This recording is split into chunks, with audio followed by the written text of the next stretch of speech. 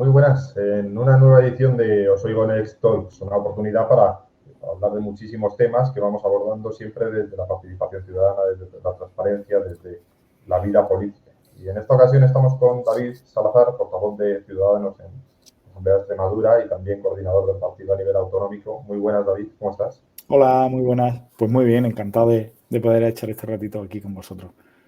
Perfecto. Como decía, en esta ocasión pues vamos a charlar un poco de comunicación política. Preguntarte también, lo primero, hemos dejado el verano atrás, ya parece que está lejísimos. ¿Cómo está siendo, no sé si la vuelta a actividad, porque entiendo que no habrá terminado la actividad, no habrá frenado, pero cómo está siendo un poco la vuelta al curso? Bueno, aquí en Extremadura, porque habrá gente que no lo sepa, la vuelta al curso coincide siempre con los actos y la semana del Día de Extremadura.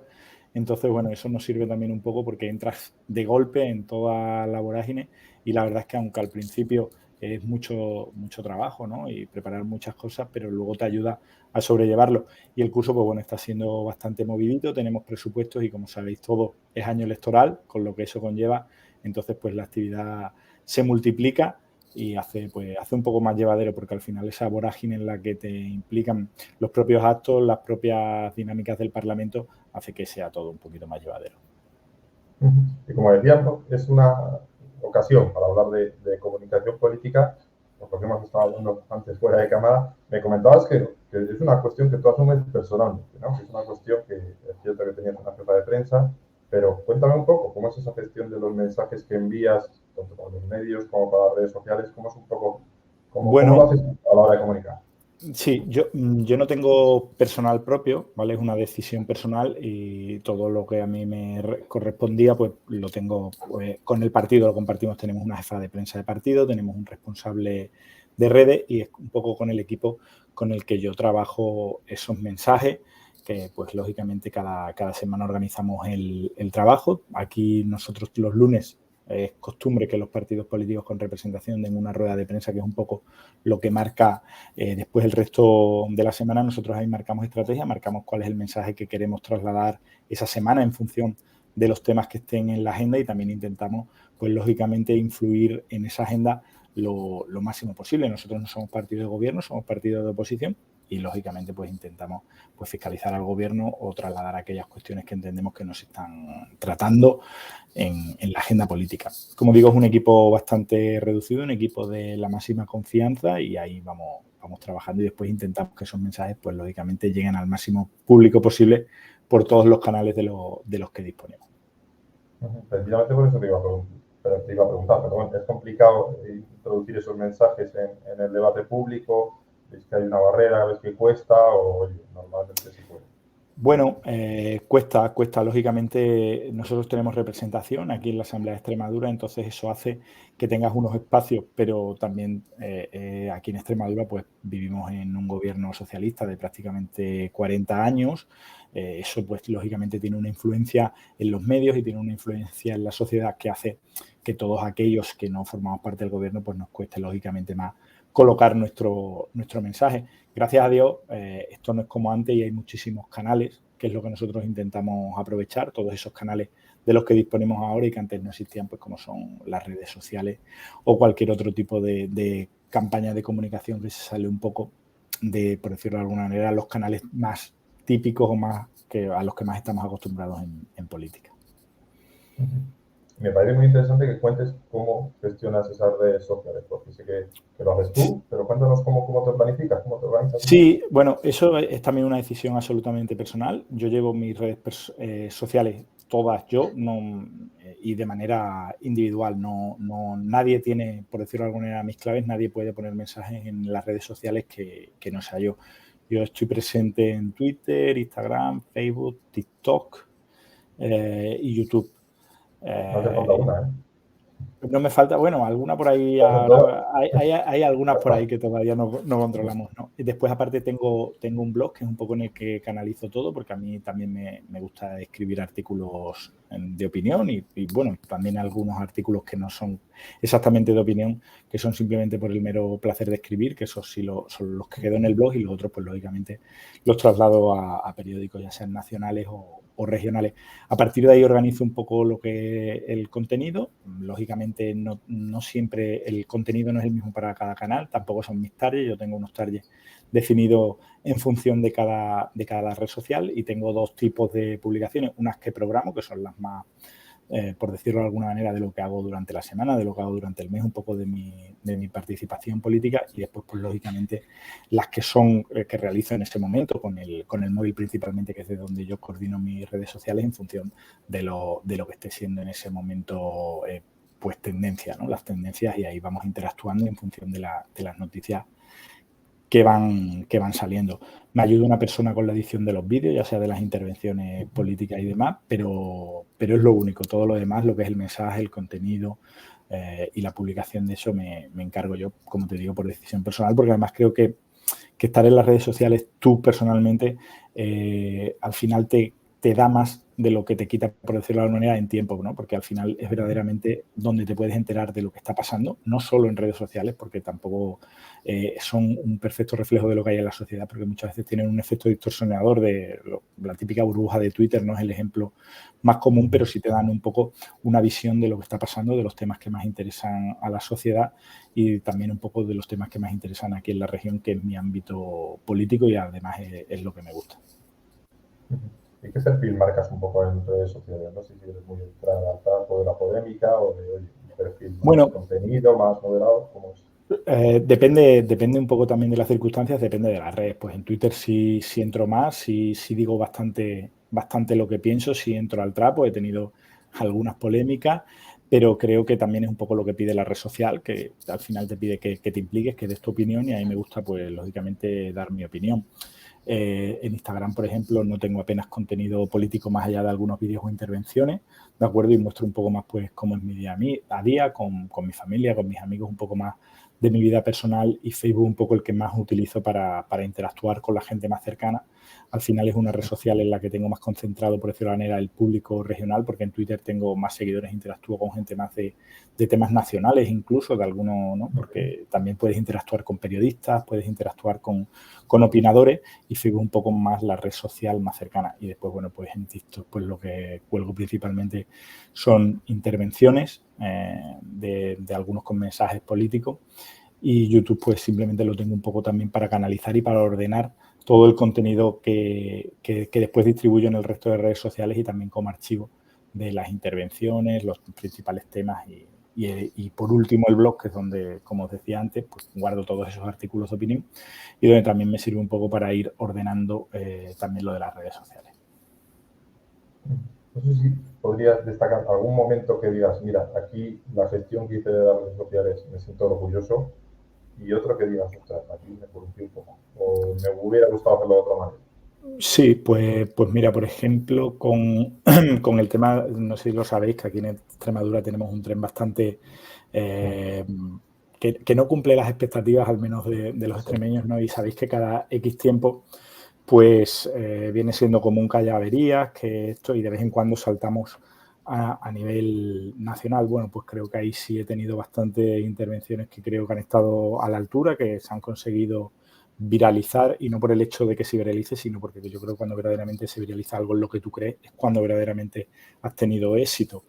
Yo creo que ahí conseguimos hacernos virales, y que eso al final consiguió que periódicos nacionales se fijasen en mis redes y consiguiésemos que el debate llegase a nacional, y con eso pues que al final es lo que verdaderamente pretende, ¿no? Captar la atención para resolver el problema. Ese es el fin que también tenemos con las redes sociales, ¿no? Porque si no, muchos españoles a día de hoy, si fuera solo por las noticias de los publireportajes del gobierno y demás, pues parecería que el tren ya funciona, que tenemos un tren digno, y gracias a eso, a esa gestión, pues oye, hay muchos españoles de fuera de Extremadura que se han dado cuenta de que verdaderamente pues no hay un tren a la altura en Extremadura, y se solidarizan con nosotros, y hace que el gobierno al final pues dedique más recursos.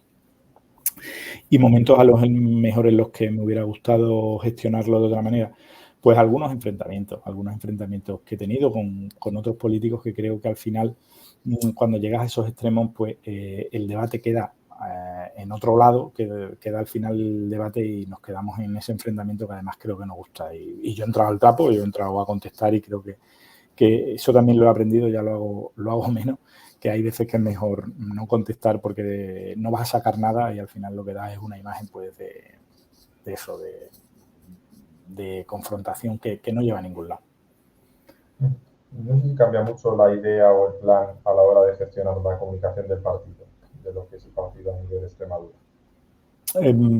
Bueno, a ver, una cosa es el partido, la comunicación interna y otra cosa la comunicación política.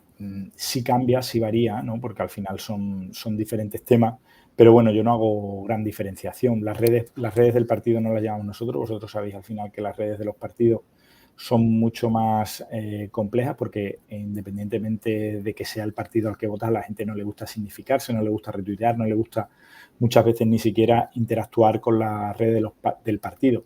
Yo creo que por eso es una ventaja usar las redes a nivel personal, porque verdaderamente cuando rompes esa frontera entre el partido y la persona, creo que la gente está más dispuesta a interactuar, a decirte lo que piensa, a decirte lo que no le gusta, a decirte lo que le gusta, y es un poquito más sencillo, ¿no? Cuando vas bajo las siglas, cuando vas con el logo debajo o con la mosca al lado, a la gente le tira un poquito para atrás. Y ha sido fuente, hablábamos hoy, que muchas veces es bronca y demás, pero entiendo que las redes sociales en alguna ocasión también han sido fuente de, oye, que te han comunicado como aquí hay un problema concreto o una situación que se puede mejorar, ¿no? Que también ha sido para la ciudadanía una forma de contarte cómo No, es. totalmente. Te puedo poner muchos ejemplos. Yo he llevado muchas propuestas al Parlamento que han surgido de las redes sociales. También me ha dado la posibilidad de comunicarme con gente a la que admiro, con periodistas de Madrid, con los que finalmente he acabado comiendo y con algunos incluso entablando alguna relación personal de amistad. Y desde, por ejemplo, nosotros aquí en Badajoz gobernamos en la ciudad, la gente se pone en contacto contigo porque hay un corte de agua y tú se lo puedes trasladar al concejal y que esté solucionado de una manera mucho más eficiente que de otra manera no tendríamos. También hemos podido preguntar en sede parlamentaria al consejero de Sanidad porque había pacientes que tenían que estaban en listas de espera para tratamientos oncológicos porque no había camas en una unidad y se ha resuelto porque son cosas que verdaderamente se pueden resolver. Lógicamente hay otras pues que tú sabes que al final legislas más lento de lo que va la sociedad y cuesta un poco, ¿no? Con los parlamentos, que podría ser un gran debate que tener, la capacidad de reacción para legislar que tienen los parlamentos, que es mucho más lenta que la sociedad, pero si hay problemas que está en la mano solucionar de los que gestionan, de los que gobiernan, y aunque nosotros no gobernemos a nivel regional, podemos trasladárselo. Muchas veces incluso no en sede parlamentaria. Oye, yo tengo la posibilidad de telefonear al consejero de lo que sea y decirle, oye, este problema está pasando, aunque no tenga un rédito político, da igual, al final lo que quieres es solucionar el problema y eso las redes sociales yo creo que es una oportunidad impresionante. Y esto es otro argumento más para el porqué de llevarlas tú personalmente, porque al final si hay un equipo, el equipo muchas veces te filtra los mensajes, no te llegan. Yo tengo capacidad, o creo que tengo capacidad, para poder filtrar esos mensajes y saber cuándo es verdaderamente importante, cuándo trasladarlo y cuándo no. Es que percibes que la ciudadanía es consciente del trabajo que hay en la Asamblea más allá de los plenos, más allá del debate, que sí que les llega que, oye, que hay comisiones, que hay debate, que hay negociación, que hay, o eso cuesta todavía que la gente Cuesta mucho, vea que cuesta existe. mucho. La gente cuesta mucho. Además, los parlamentos regionales es algo que no tenemos interiorizado. Es tan sencillo como muchas veces cuando tú dices, oye, pues mira, yo me dedico a mis cosas, pero ahora mismo en este momento puntual de la vida soy político y estoy en la Asamblea de Extremadura. En la Junta, ¿no? O sea, la gente no sabe ni diferenciar el 90%, y lo veo totalmente normal, entre lo que es el órgano ejecutivo y el órgano legislativo. No saben verdaderamente qué es lo que hacemos, no saben verdaderamente cuál es nuestro ámbito de actuación. Y muchas veces el tema de las comisiones, pues lógicamente ni son conscientes de ello. Hay dos momentos puntuales que sí tienen un poquito más de conocimiento, que es cuando es la negociación de presupuestos y el debate del estado de la región, que saben que son discusiones un poco más trascendentales y que, bueno, que ahí se pueden llegar a acuerdos y hay propuestas que sí pueden llevar a cabo y que la prensa también se hace más eco de ellas. Pero el trabajo, por decirlo de manera quincenal, que tenemos aquí con los plenos y eso, cuesta bastante hacerlo llegar a la ciudadanía. Eso sí es verdad que cuesta.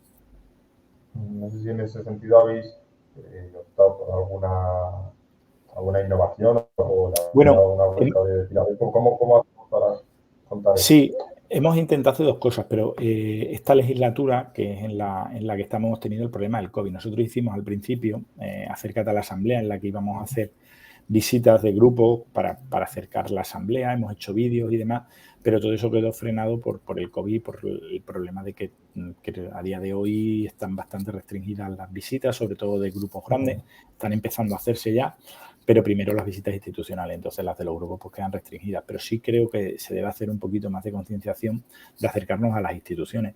No ya solo por el hecho de que la gente las conozca y sepa el trabajo que se está desarrollando, sino por el mismo sentido de las instituciones. Al final, si la gente conoce sus instituciones, sabe su funcionamiento, entiende la importancia que son. Y al final, si algún día, Dios no lo quiera, llega alguien que pone en tela de juicio el valor de nuestras instituciones democráticas, pues si tú las conoces probablemente estés dispuesto a dar la pelea por protegerlas y por conservarlas, que si no sabes directamente lo que no es. Yo a día de hoy, pues si alguien pusiera en duda la Asamblea de Extremadura, dudo mucho que la gente se echara a las calles, principalmente porque no sabe qué es la Asamblea de Extremadura. Entonces, ¿cómo vas a defender algo que ni siquiera conoces bien cuál es su funcionamiento, ni siquiera sabes qué es lo que te está dando, ni siquiera sabes que verdaderamente está protegiendo de algún modo derechos fundamentales que tú das por consolidados cuando no están consolidados? Todos los días hay fuerzas que están luchando por ellos, ¿no?